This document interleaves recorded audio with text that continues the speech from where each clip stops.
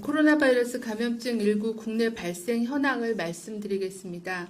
8월 26일 기준으로 국내 발생 신규 확진자는 307명이 확인되었고 해외 유입 사례는 13명이 확인되어 현재까지 총 누적 확진자 수는 18,265명입니다.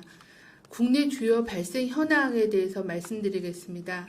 서울 성북구 사랑제일교회와 관련하여 접촉자 조사 중에 18명이 추가로 확진되어 현재까지 총 누적 확진자 수는 933명입니다. 이 중에 교인 및 교회 방문자가 567명이며 이들로 인한 추가 전파가 285명이며 감염 경로에 대한 구분 분류를 하고 있는 사례가 81명입니다. 현재까지 사랑제일교회 관련하여 추가 전파로 인한 확진자 발생 장소는 총 23개소로서 종교시설이 8개, 요양시설이 5개, 의료기관이 2개, 직장이 6개 등이며 이들 장소에서 발생한 확진자는 총 130명으로 추가 확산을 막기 위해 186개의 장소에 대한 역학조사가 계속 지속되고 있는 상황입니다. 8.15 서울 도심 집회와 관련하여 조사 중이던 26명이 추가로 확진되어 현재까지 누적 확진자 수는 219명입니다. 중앙방역대책본부는 코로나19 환자 검체 129건에서 검출한 바이러스 유전자 염기 서열에 대한 추가 분석을 시행하였습니다. 세계적으로 4월 초까지 S와 V그룹이 유행하다가 이후에는 G, GR, GH그룹이 유행 중이며 아프리카, 인도, 러시아에서는 GR그룹이, 북미, 유럽, 중동에서는 GH그룹이 우세한 상황을 보여주고 있습니다. 우리나라는 국내 발생의 경우 4월 초 이전에는 주로 S와 V그룹이 다수였으나 5월 이후 국내 발생에서는 S와 V그룹은 더 이상 검출되지 않고 있습니다.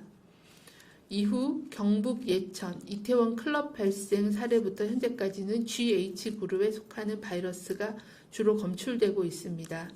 최근에 발생한 성북구 사랑제일교회 관련, 용인의 우리제일교회 관련한 바이러스 유전자 분석 결과도 모두 GH그룹으로 확인이 되었습니다.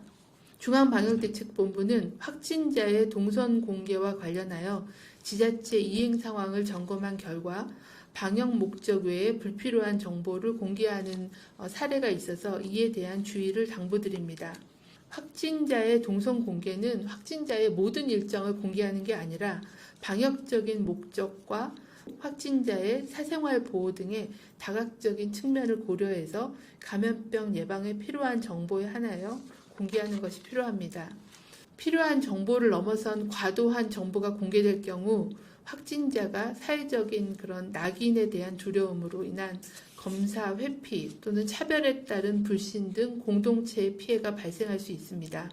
지자체 정보 공개 시뿐만 아니라 인터넷 포탈, 언론 보도, 개인 블로그를 통해 정보를 게시할 경우에도 반드시 확진자 동선 정보 공개 안내 지침에 따라 필요한 정보에 한해서 공개하고 공개 기간이 경과 시에는 삭제해 주실 것을 요청을 드립니다.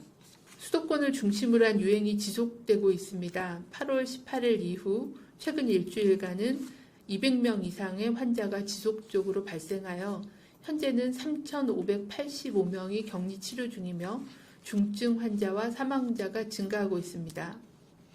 최근에 안타깝게도 자녀 등 가족을 통해 감염되거나 노인 요양시설에서 감염된 확진자의 사망이 보고되고 있습니다.